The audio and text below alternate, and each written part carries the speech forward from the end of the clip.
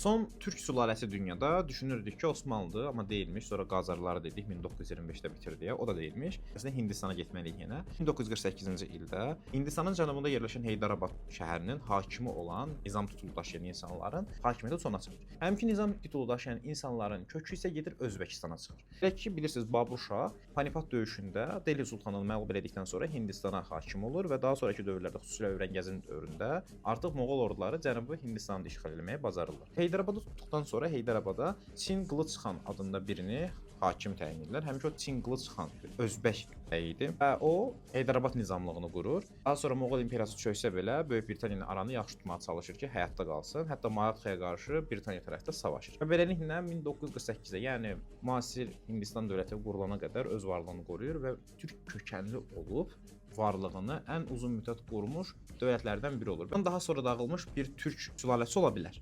Amma mən bilmirəm, mənim bildiyim budur. Həmçinin olan türk demək nə qədər doğrudur bilmirəm. Həm farslaşmışdı, həm hindləşmişdi. Demək olar ki, artıq türkcə danışmırdılar. Bunlardan öncə həminki regionda Qaraqoyunların qurduğu Qütübşahi dövləti var idi ki, onlar da böyük ölçüdə farslaşmışdı.